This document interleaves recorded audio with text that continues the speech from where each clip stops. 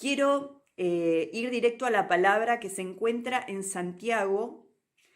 Está basada en Santiago 4:6 y quiero ver los 3 puntos que encuentro ahí junto con ustedes. Dice, pero Él nos da mayor ayuda con su gracia. Por eso dice la Escritura, Dios se opone a los orgullosos, a los soberbios, dice otra versión, pero da gracia a los humildes. Y esta es la palabra que venía muy enganchadita con la palabra que Melu traía el domingo pasado. Ella hablaba del temor a Dios. Y saben que el principio del temor a Dios es la humildad. Uno no se puede acercar a Dios a menos que haya humildad. Y uno no puede tener temor de Dios a menos que muestre humildad, ¿sí? Y acá en este pasaje, en este texto que acabo de leer, nos muestra cómo responde Dios a estas cosas, a la humildad, ¿no? Específicamente. Y dice, el primer punto, la humildad es aquello que, como definición, es lo bajo, es lo que no se levanta demasiado de la tierra. Es aquello que se postra, eso es humildad, es aquello que cede, que se postra, que se somete. Y está ligado a la palabra o a la raíz de la palabra humus, que significa tierra, ¿sí? Y dice la palabra que Él da la respuesta de Dios a la humildad es mayor gracia. Mayor gracia. ¿Saben qué? El equivalente a la gracia de Dios es nuestra humildad. Dios tiene gracia y nosotros deberíamos tener humildad. La gracia es equivalente a la misericordia de Dios. Y si bien vemos que Dios no tiene que humillarse ante nadie porque Él es supremo, sin embargo, su misericordia hace que Él se ponga a nuestra altura. Él desciende a nuestra altura. Misericordia es miseria y cordia, corazón, ¿sí? Dios desciende a nuestra miseria y se pone a la par con nuestro corazón. Eso es casi una definición de humildad, ¿sí? Y él es el maestro de la humildad. Dice la palabra que Jesús dijo, aprended de mí, que soy manso y humilde de corazón, para hallar descanso para su alma, ¿sí? Así que fíjense la importancia de la humildad, del humus. Aún en el principio, cuando Dios creó y formó al hombre, dice Génesis 2:7, del polvo de la tierra sopló en su nariz hálito de vida y el hombre se convirtió en un ser viviente. Quiere decir que estamos hechos de tierra, de humus. Desde el inicio Dios plantea en nosotros un principio y es el principio de la humildad. Sin humildad no podemos acceder a Dios. Y es lógico, para todos los órdenes de la vida se necesita la humildad. Yo no podría aprender si primero no soy lo suficiente humilde para decir que no sé. Para que alguien me enseñe, para permitirme ser enseñada, ser educada, necesito darme cuenta y reconocer que no lo sé. Lo mismo sucede con una enfermedad. Si yo no reconozco la enfermedad, no voy a recibir ayuda para ese tratamiento. Un adicto, ¿qué se necesita para que el adicto comience a salir? Necesita reconocer que tiene un problema. Eso es humildad. La humildad, el ponernos en la postura baja, nos permite a nosotros crecer. Y esto lo voy a demostrar con la palabra, porque lo que dice al final la palabra es casi inimaginable. Nunca habríamos pensado que traería este resultado. Pero antes que nada, quiero dar la otra definición, cómo responde Dios al otro punto, que es a los orgullosos, a los soberbios, a los que se envanecen, ¿sí? Saben que encontré que así como la humildad está ligada a la palabra humus, la soberbia, el orgullo, el engrandecerse, el envanecerse está ligado a la palabra humo. ¿sí? No es lo mismo hacerse humus que hacerse humo. El humo se evapora, el humo se infla como una cosa grande, pareciera que te va a ahogar y de pronto se desvanece. ¿Saben? La definición de alguien envanecido es alguien hinchado, se hincha, se orgullo. Es como el humo que aparenta algo, pero es puro aire sucio que se fuma en el aire, que se fuma en la atmósfera, ¿sí? Alguien que es orgulloso es alguien que se siente superior a otros. ¿Saben? Y todo esto que el Señor me hablaba me remitía a lo que está sucediendo con la pandemia hoy día. ¿Saben? Hay una figura legal que se llama fijar un precedente. Los abogados usan esto para los juicios, los peritos, los fiscales, todas estas personas utilizan lo que son los precedentes para un juicio. Cuando hay un precedente de algo que ya sucedió, que ya ha sido juzgado y ya ha habido un resultado, se utiliza a nivel legal como base para un nuevo juicio. Y esto es lo que hago con la palabra. Cuando pensaba en las plagas de Egipto, en las plagas que sucedió cuando fue el éxodo del pueblo de Dios, ahí en todo el libro de Éxodo, yo pensaba en esta plaga, en esta pandemia que tenemos encima nuestro. Y saben que los que el Señor me llevaba a remarcar la actitud que tenía el faraón. El faraón tuvo una actitud de orgullo, de superioridad. El faraón, dice la palabra que el faraón se endurecía en su corazón y que no permitía ir al pueblo de Dios. Él se endurecía y después dice que Dios endurecía el corazón de faraón. ¿Qué es endurecer el corazón? Es lo contrario a humillarse. Lo contrario a humillarse es permanecer duro, es permanecer estático, es no hacer nada, es no quebrarse, es no buscar de Dios, es no reconocer a Dios, es creer que yo puedo solo, es creer que así estoy bien. Y eso es el peor autocastigo que el hombre se inflige, porque el hombre, el ser humano, está hecho de humus, está hecho de tierra. No podemos solos. Y dice la palabra que Dios le resistió a Faraón porque Faraón endurecía su corazón. Él no se humillaba delante de Dios. Plaga tras plaga tras plaga, él en vez de ablandarse, se endurecía. Y Dios se volvía y lo confrontaba, lo resistía con toda su fuerza. Dice la palabra, en la otra versión 60, este texto de Santiago 4:6, dice que Dios resiste a los soberbios. Dios se opone, se resiste a los soberbios. Dios no tolera la soberbia, porque necesitamos ser humildes para poder ver una diferencia en nuestra vida. Y vaya diferencia que se ve cuando uno se humilla. La historia nos marcó este precedente de Faraón, este precedente de las plagas. Nos marcó el precedente de lo que sucede cuando no hay humildad, cuando nos resistimos a humillarnos bajo la mano poderosa de Dios. Cuando nosotros nos humillamos bajo la mano de Dios, todo es posible.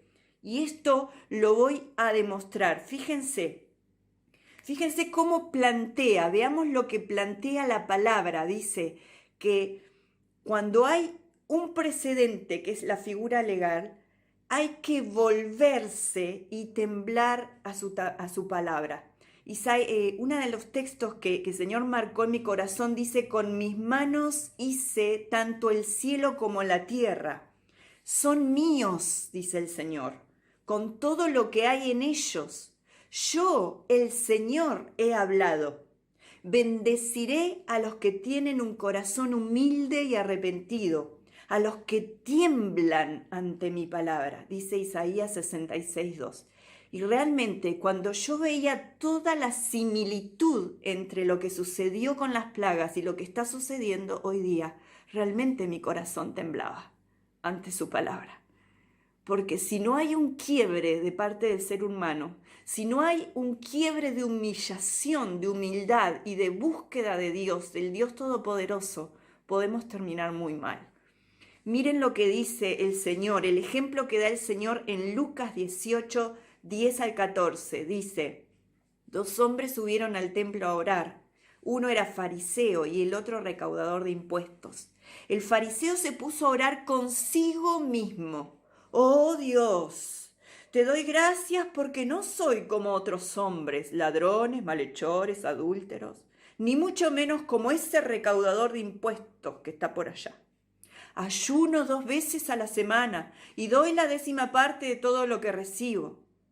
En cambio, el recaudador de impuestos, que se había quedado a cierta distancia, ya pobrecito, en el último rincón, ni siquiera se atrevía a alzar la vista al cielo, ¿sí? Humus, sino que se golpeaba el pecho y decía, oh Dios, ten compasión de mí, que soy pecador. Les digo que este y no aquel volvió a su casa justificado ante Dios, pues todo el que a sí mismo se enaltece será humillado, y el que se humilla será enaltecido. Estamos viendo un principio en la humildad, un principio que nos interesa a todos. Querés levantar cabeza, querés ser diferente, querés tener vida, querés tener salud, querés tener tus sueños. Tenés que tener en cuenta este principio. El principio de la humildad es lo que te va a dar favor de Dios y Él te va a enaltecer. El temor requiere humildad y la humildad requiere temor. Elifaz le decía a Job en el capítulo 4 de Job, le decía, ¿no es tu temor a Dios tu confianza? ¿No es tu esperanza la integridad de tus caminos?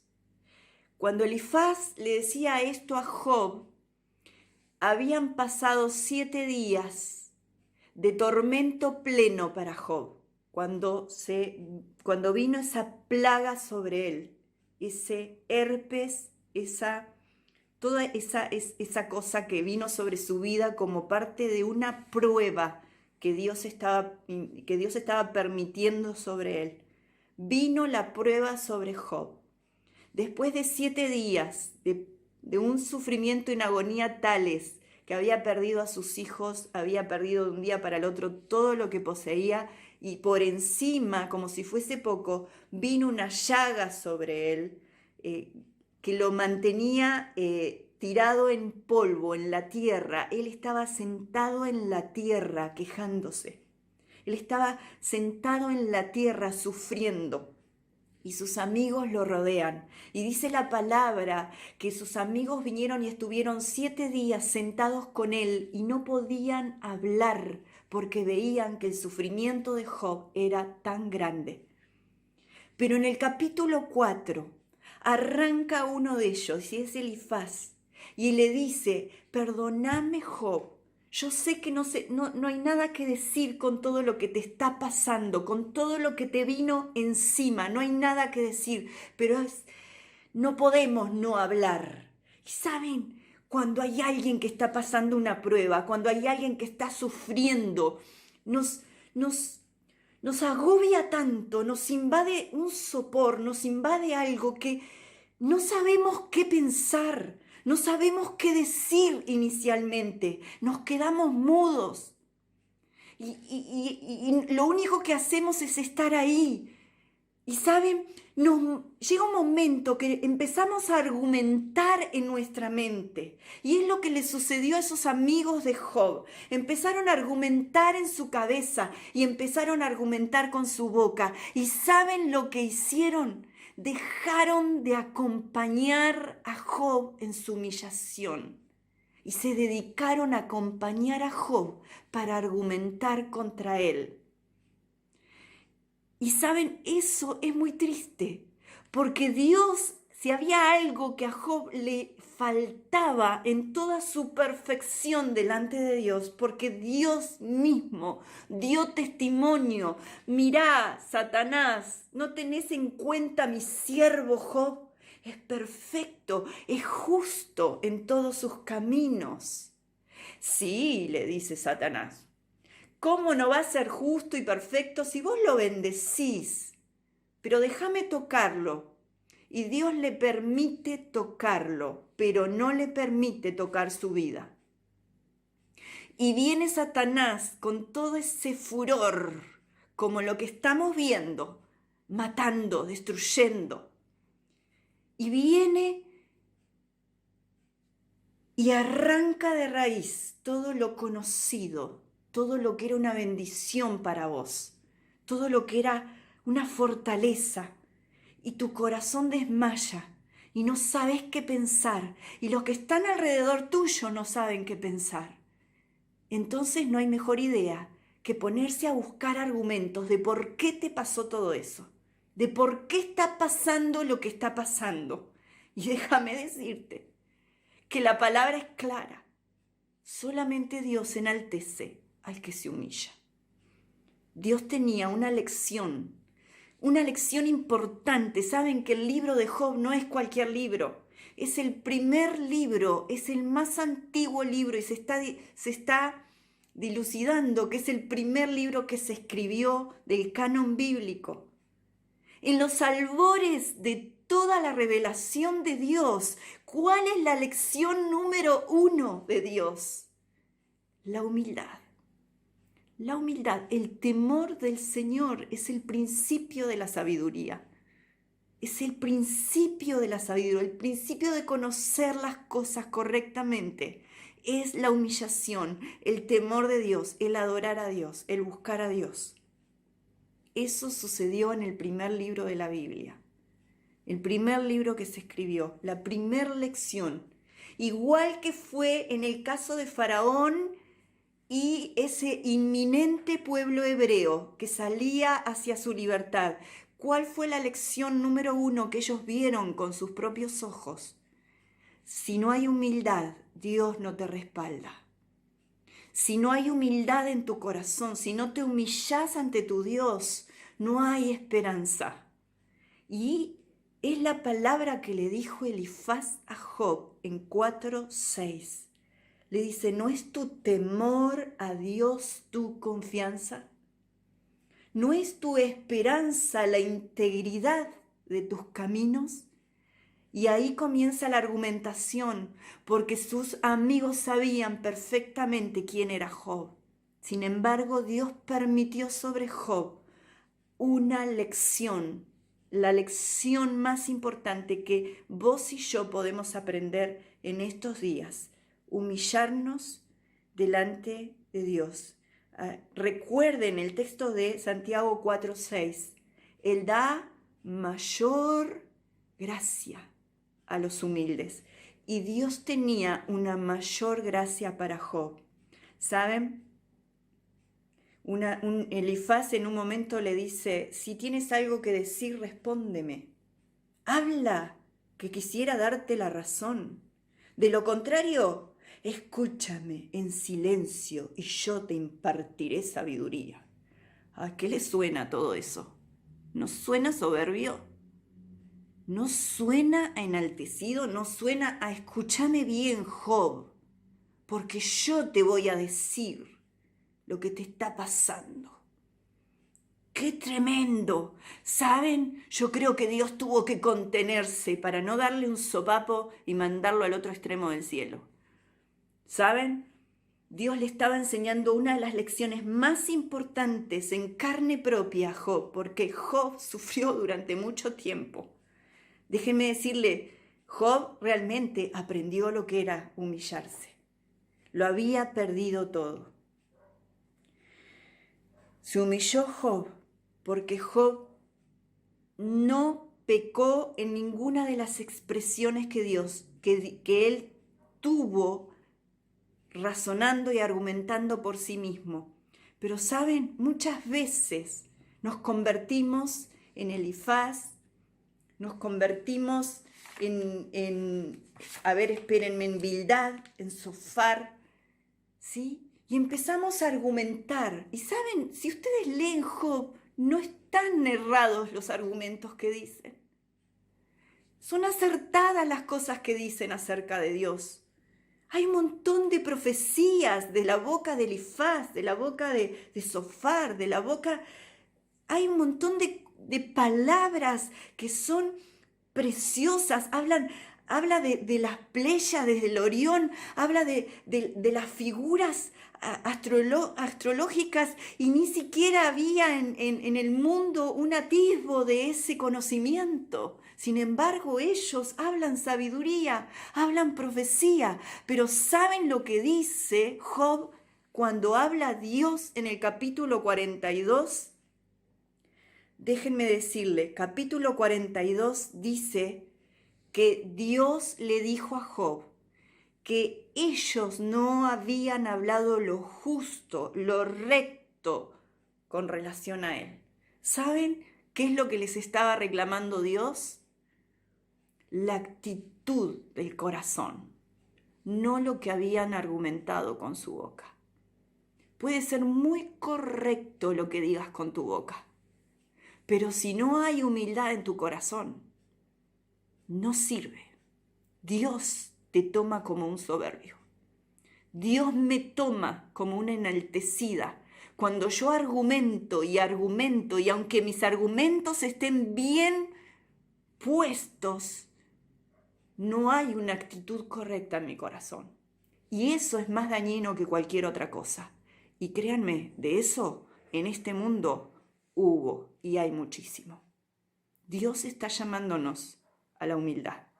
Dios está llamando a la raza humana a humillarse ante Él, porque si no, no habrá fin bueno para todo esto. Miren si no nos advierte la palabra, miren si no nos enseña, miren si no tenemos que temblar ante ella. No hablaron lo justo de mí, sin humildad, sin temor. Pero Job sí aprendió, él sí se humilló. ¿Y saben lo que Dios dijo de él? Dios lo exaltó. Porque cuando Dios aún le dio la última leccioncita, le dijo: Job, cuando vos ores por tus amigos, yo te voy a sanar. Cuando Job hizo eso, Dios lo sanó. Y no solamente eso, y esto me emociona mucho compartírtelo, porque esta es la parte buena, es la parte positiva, es lo bueno de la palabra de Dios, es lo bueno de los principios de Dios. Siempre hay muchos beneficios, aunque parezca que Dios nos está pidiendo algo tan difícil, siempre hay un principio que trae bendición detrás de todo. ¿Sí? Y fíjense, dice la palabra ahí al final, quiero que me acompañes. Dice ahí, espérenme que lo perdí, en Job, espérenme que no sé por qué razón no lo puse, Job 42, acompáñame esa palabra. Dice tremendas cosas. Dice que Job oró por sus amigos y Dios lo sanó a él cuando él hubo orado por sus amigos. Pero no solo eso. En Job 42, 10 dice que oró por sus amigos. Y después dice el 11, todos sus hermanos y hermanas y todo lo que antes lo habían conocido fueron a visitarlo y celebraron una gran fiesta, lo animaron, lo consolaron por todas las tragedias que Dios le había enviado, y cada uno de ellos le regaló una moneda de plata y un anillo de oro. En sus últimos años de vida, Job recibió de Dios más bendiciones que en los primeros, pues llegó a tener 14,000 ovejas, 6,000 camellos, 2,000 bueyes y 1,000 burras. Además, tuvo 14 hijos y 3 hijas, y a la primera de ellas la llamó Paloma, a la segunda Jazmín, y a la tercera la llamó Azucena. Estas 3 hijas de Job eran las mujeres más hermosas del país. Y tanto ellas como a sus hermanos Job les dejó una herencia. Además, le regaló unos cuantos años más de vida. ¿Saben cuántas ovejas tenía Job? Y Job era considerado muy bendecido y rico. En Job capítulo 1, versículo 3 dice que él tenía 1000 ovejas. ¿Cuántas ovejas le dio al final? 14.000. ¿Qué porcentaje hay en la bendición de Dios? ¿Te salta ese número? Es como un 100 y pico, 140%. Es fácil la cuenta. ¿Sí? Cuando uno se humilla, realmente hay ganancia. Realmente Dios te enaltece. Y después multiplicó al doble lo otro que tenía, las yuntas de bueyes de 500 a 1000, las asnas de 500 a 1000, los camellos de 3000 a 6000, los hijos de 7 a 14. Se quedó con 3 mujeres, pero las más lindas. Las perfeccionó Dios. Y esto es lo que muy pocas veces tenemos en consideración cuando nosotros venimos a los principios de Dios. A veces nos parecen muy costosos, pero no nos damos cuenta que no seguirlos es más costoso.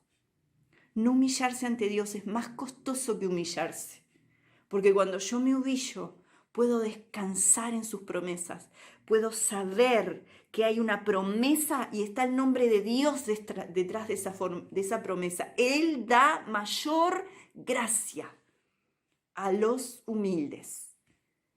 Esa es una promesa que tenés que tener en cuenta.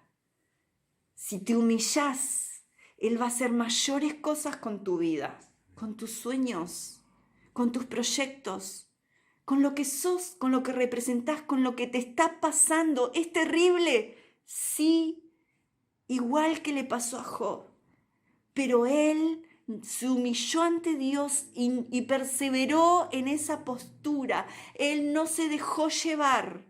Él no argumentó en contra de Dios. No argumentó. Él sabía y conocía que su corazón era justo delante de Dios. Y él sabía que había más. Y dice Job, de oídas te había oído, pero ahora te veo.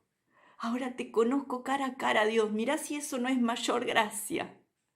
¿No es mayor gracia conocer a Dios? ¿Saben? Hay muchos niveles para conocer a Dios. ¿En cuál estás? ¿Querés más? Ya tenés la respuesta. Ya sabes cómo invertir con Dios para tener mucho más que el doble. Eso se llama convertirte en humus. Convertirte en tierra. Ustedes saben que a mí me gusta mucho la huerta. ¿Saben? La definición de humus es materia orgánica madura que puede permanecer estable en el suelo por mucho tiempo. Un suelo, una tierra nutrida con humus es un suelo que resiste cualquier tormenta, que resiste cualquier anegación. Es un suelo estable. No va a moverse tu vida. No vas a caer muerto. No vas a ser destruido, te dice la palabra. Pero tenés que ser humus. No humo. Humus. Tierra buena, orgánica, madura, estable. Dios da mayor gracia. Miren lo que dice, y con esto termino, el Salmo 51, 17. Para ti, la mejor ofrenda es la humildad. Tú, mi Dios, no desprecias a quien con sinceridad se humilla y se arrepiente. Gracias, Padre. Gracias por tu palabra. Gracias por este principio que nos estás dejando hoy. Señor, un principio que a Job le costó tan caro dejarlo por escrito, Señor. Pero gracias por su vida. Gracias por su ejemplo. Gracias por darnos lecciones que permanecen ahora como un precedente para que nosotros volvamos nuestra mirada a tu palabra y sepamos qué podemos hacer frente a lo que estamos viviendo, Señor. Frente a lo que nos duele, frente a lo que nos humilla, Señor. Porque la prueba provoca en nosotros un excelente peso de gloria. La prueba provoca en nosotros y genera en nosotros un humus de tal calidad, Señor, que nuestro suelo permite ser estable, permite ser maduro para que vengan tus bendiciones al 140%, Señor. Oh Dios, eres maravilloso.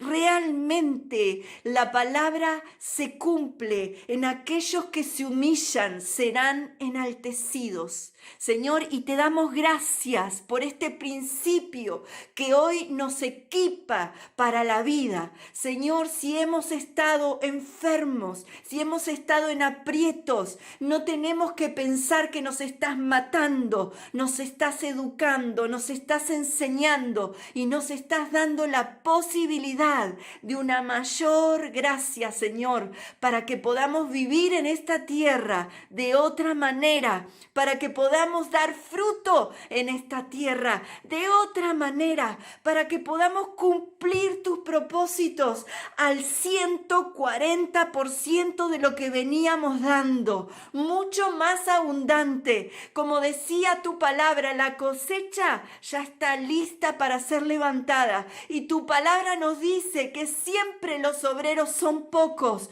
Por eso necesitamos humillarnos, porque hay una gran tarea, hay un gran porcentaje que debemos levantar como cosecha, Señor, en este tiempo. Hay muchas vidas que debemos tocar con tu palabra y que ellas tienen que ser tocadas por lo que nosotros vivimos en la nuestra. Señor, danos sabiduría, como hoy clamaba mi hermano. Necesitamos sabiduría de Dios. Y necesitamos implementar los principios de Dios, el principio de la humildad, el principio del temor al Señor, es el principio de la sabiduría. Gracias, Padre, por tu palabra. Bendice a cada uno de los hermanos, a los que están y a los que no están, Señor, y aún a la distancia, a los que oigan esta palabra a la distancia. Otro día, Señor, oh Dios, llena su corazón de este principio para que puedan salir victoriosos, para que haya victoria en sus manos, para que se vea tu bendición, que sos un Dios que respalda tu palabra, Señor. Si tú lo dijiste, si tú lo hiciste, Señor, nos diste ejemplo de esto, Señor, no hay otra respuesta. Esta es la vía, este es el principio que vos respaldás. Y Señor, seríamos muy sabios si tememos a tu palabra y si nos humillamos delante de ti. Gracias, Padre, en el nombre poderoso de Jesús. Amén y amén.